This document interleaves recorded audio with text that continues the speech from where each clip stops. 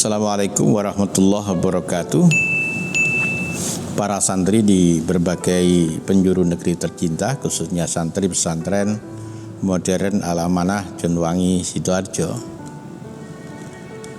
Idola itu penting, tapi tidak mudah untuk memilih idola. Karena idola akan mempengaruhi kita. Maka kita harus bisa memastikan idola yang kita kagumi adalah idola yang mendapatkan sertifikat dari orang-orang mulia. Idola yang terbaik adalah idola yang mendapatkan sertifikat dari Allah Subhanahu wa Ta'ala. Allah memberikan sertifikat kepada Nabi kita Muhammad sallallahu alaihi wasallam, laqad kana fi Rasulillahi uswatun hasanah. Sungguh di dalam diri Nabi ada teladan yang baik. Yang kedua, teladan atau idola yang mendapatkan sertifikat dari Nabi. Antara lain adalah para sahabat-sahabat mulia yang setiap hari berkumpul dengan Nabi, setiap hari mendapatkan nasihat dan pendidikan dari Nabi, setiap hari bisa melihat apa yang dilakukan dan disabdakan oleh Nabi. Para santri.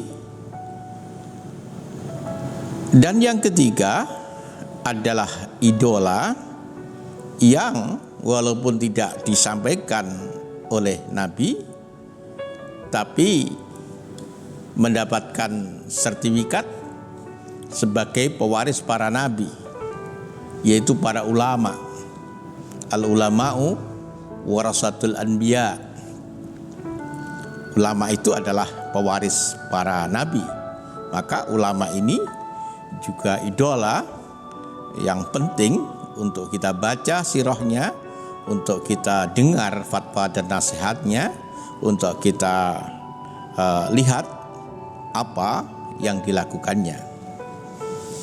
Yang keempat, idola walaupun tidak langsung disampaikan oleh Allah atau disampaikan oleh Rasulullah atau disebutkan sebagai pewaris para nabi, tapi orang ini perbuatannya, perkataannya, sikapnya sesuai apa yang dicontohkan para ulama, apa yang dicontohkan para nabi, apa yang dikehendaki oleh Allah, maka ini juga idola yang boleh kita lihat, kita baca sirahnya, kita tiru perbuatannya. Para santri, sebelum kita teruskan vlog ini, jangan lupa like, subscribe, dan share ke media sosial yang lain agar kami termotivasi untuk membuat vlog baru yang lebih berkualitas. Dan bagi kalian yang sudah subscribe, saya sampaikan terima kasih yang sebesar-besarnya. Harapan saya vlog baru yang mampir di pintu gawai kalian menjadi vlog yang menghibur, yang informatif, yang syukur memberikan semacam tuntunan, teladan bagaimana kita menjalani hidup dan memberikan makna terhadap peristiwa-peristiwa yang kita alami atau peristiwa-peristiwa yang terjadi di sekitar kita. Para santri, di zaman dulu, di zaman Arab Jahiliyah, ada seorang pemuda yang namanya Mus'ab bin Umair. Ia adalah pemuda yang beruntung. Ia tampan, gaya bicaranya lembut tapi tegas, pandangannya berwibawa, cara berjalannya tegak dan kokoh, menunjukkan dia adalah seorang pemuda yang cerdas, dan ia hidup dalam lingkungan keluarga yang berada, sehingga tidak ada pemuda lain yang melebihi keindahan pakaiannya. Tidak ada pemuda lain yang menjadi pembicaraan di mana-mana melebihi dia. Sehingga dalam setiap perkumpulan anak-anak yang lain, Mus'ab bin Umair ini menjadi trending topik, menjadi pembicaraan dalam aspek-aspek yang menimbulkan kekaguman dan impian banyak pemuda yang lain. Para santri, kecuali dia memang lahir sebagai pemuda yang sangat tampan, juga lahir dari keluarga yang berada, ia juga sangat cerdas. Kekayaannya, ketampanannya tidak membuat dia kemudian lupa, kemudian terbuai oleh hal-hal yang sifatnya kebendaan. Ia tetap menjadi pemuda yang cerdas. Karena itu informasi-informasi didengarnya dan juga dianalisa, kemudian diambil kesimpulan-kesimpulan.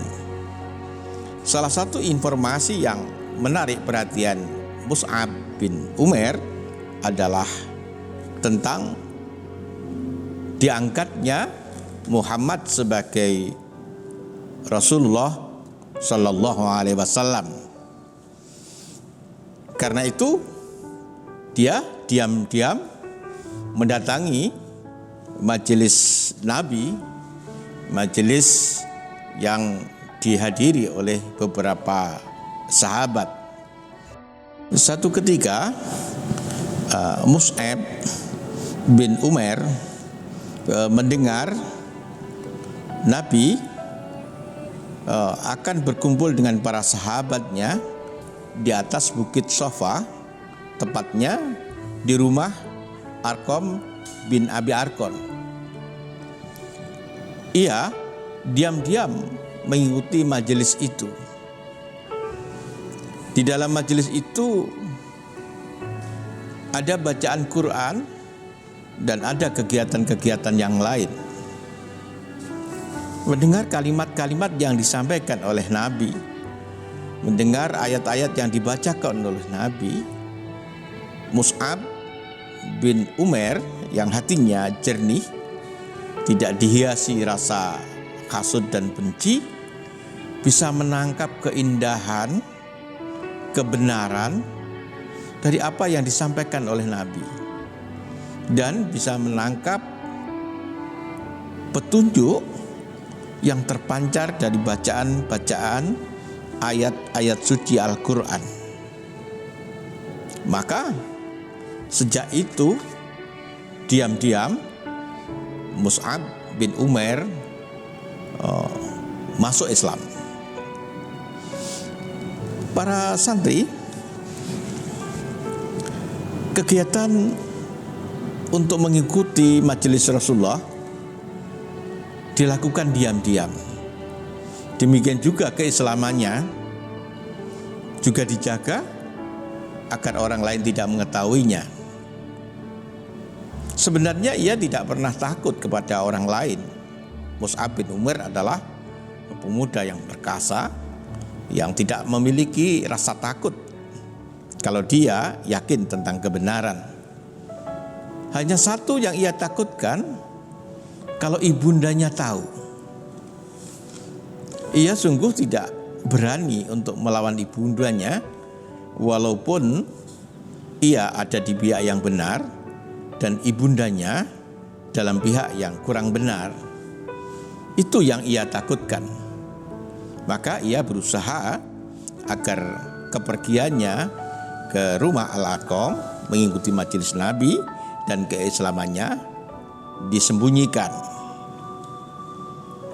Suatu ketika Utsman bin Thalhah, seorang kafir Quraisy, melihat Mus'ab diam-diam masuk di rumahnya Al-Arqam. Peristiwa itu kemudian tersebar di berbagai kabilah dan terdengar pada banyak orang bahwa Mus'ab bin Umair sudah masuk Islam dan mengikuti Nabi Shallallahu Alaihi Wasallam bersama dengan para sahabatnya. Tidak lama kemudian berita itu terdengar oleh ibundanya, yaitu Khunas binti Malik. Ibundanya adalah seorang wanita kaya yang karakternya kuat, kokoh, tidak ada kompromi. Demikian juga ketika mendengar anak yang dibanggakannya ternyata berkeyakinan berbeda dengan apa yang diyakininya. Dengan kemarahan yang meluap-luap, dengan bercampur kasih sayang seorang ibu kepada anaknya, maka sang ibu memanggil putranya dan menanyakan tentang keadaannya. Setelah Mus'ab bin Umair menyampaikan apa yang terjadi dalam dirinya, sang ibu tidak bisa membendung kemarahannya dan ia terpaksa menyeret Mus'ab bin Umair untuk masuk di dalam kamar dan menguncinya di dalam kamar. Para santri, Mus'ab bin Umair suatu ketika bisa meloloskan diri dari penjara yang disiapkan oleh bundanya. Kemudian beliau ikut bersama sahabat yang lain hijrah ke Habsyi dan mengikuti kegiatan-kegiatan Nabi yang lain. Waktu demi waktu berjalan terus dan ibu Mus'ab tampaknya sudah mengambil keputusan untuk menghentikan segala suplai keuangan dan kemewahan dan membiarkan Umar untuk mengambil keputusan sesuai dengan apa yang diyakininya. Sejak itu Umar menjadi pemuda yang sebaliknya.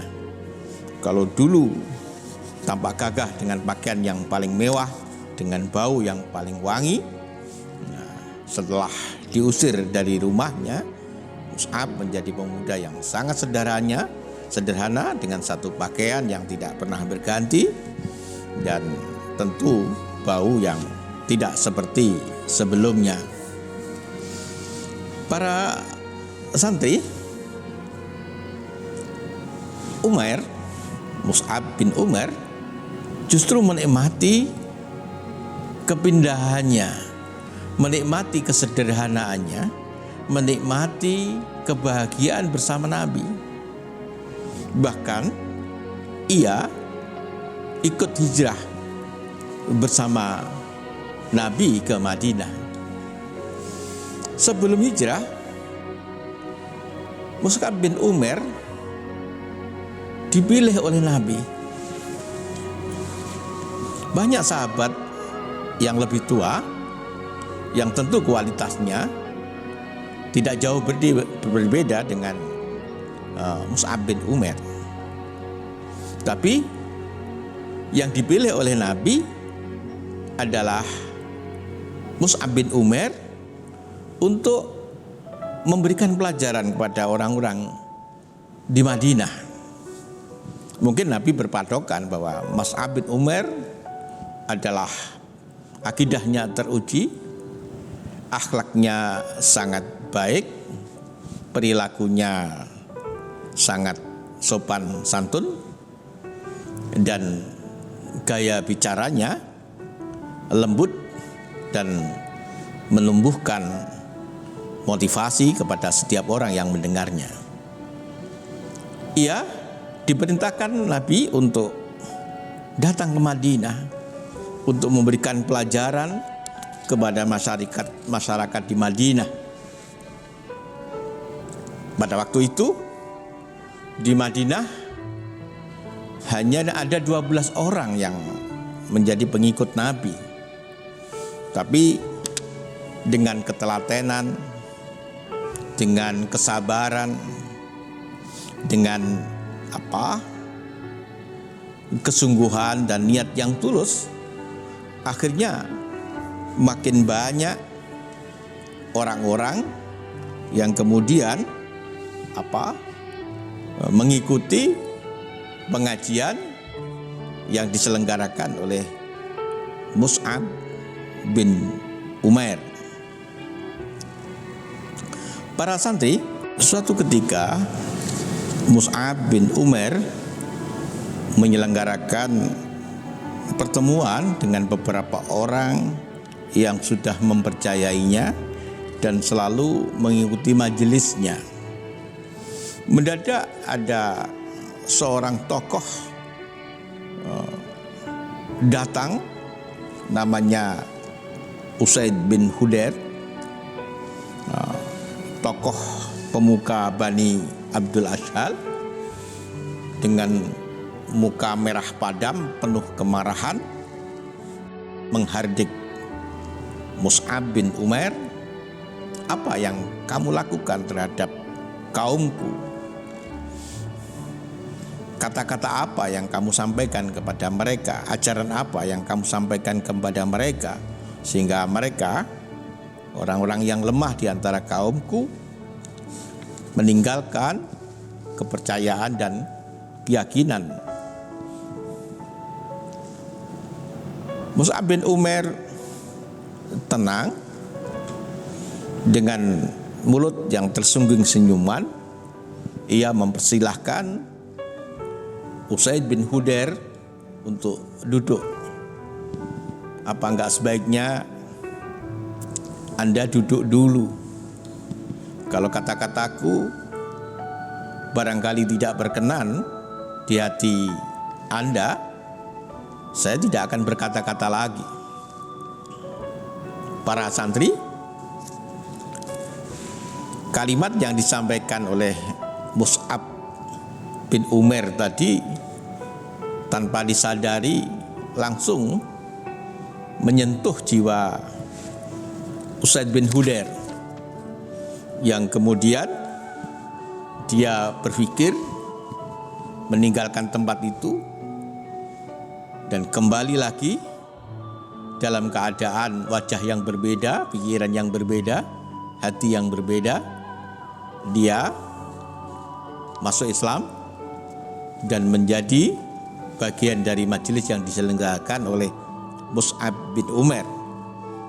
Setelah itu disambut dengan Islamnya tokoh yang lain, Sa'ad bin Mu'ad, kemudian Sa'ad bin Ubadah, dan lain-lain.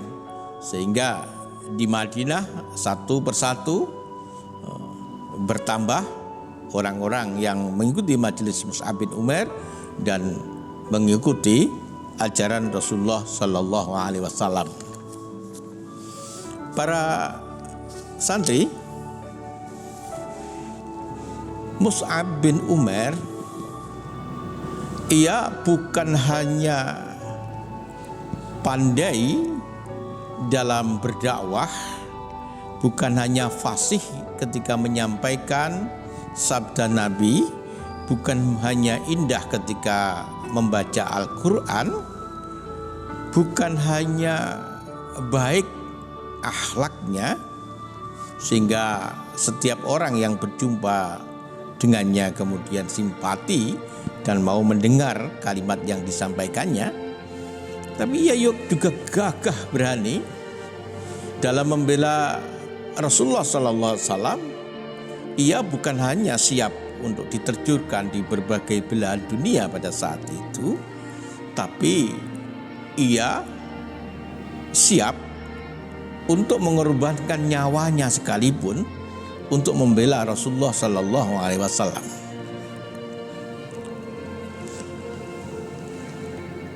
Di dalam perang Uhud harus diakui, karena kesalahan pasukan pemanah yang meninggalkan tempat dan tidak mengikuti instruksi Rasulullah, menyebabkan pasukan Muslim dilanda kekalahan. Orang-orang kafir merasa unggul dan mendapatkan kemenangan, maka ia mengincar untuk membunuh Muhammad sallallahu alaihi wasallam. Maka target pertama adalah mencari kedudukan Rasulullah sallallahu alaihi wasallam dan mengerahkan kekuatan paling baik untuk mengejar dan membunuhnya. Mus'ab bin Umair menyadari itu. Kalau itu sampai terjadi, ia menjadi orang yang paling bersalah. Ia tidak akan berani nanti menghadap Allah Subhanahu wa taala kemudian ditanya tentang sikapnya, pembelaannya terhadap Rasulullah. Maka ia berlari ke medan laga dengan membawa bendera. Dengan bendera itu dia berusaha agar perhatian orang-orang kafir Quraisy tidak tertuju kepada Rasulullah, sekaligus dia berusaha memecah kekuatan orang kafir Quraisy dan dia menyiapkan dirinya untuk menjadi perisai dari Rasulullah sallallahu alaihi wasallam. Dia maju ke medan laga seakan-akan di kiri kanannya ada sejumlah pasukan yang kuat, padahal dia sendiri dengan bendera yang dipegangnya. Para santri, ada seorang pemimpin kafir Quraisy namanya Ibnu Kumiyah. Ia menerjang Mus'ab bin Umair yang sedang membawa bendera dan menebas tangan kirinya hingga terputus.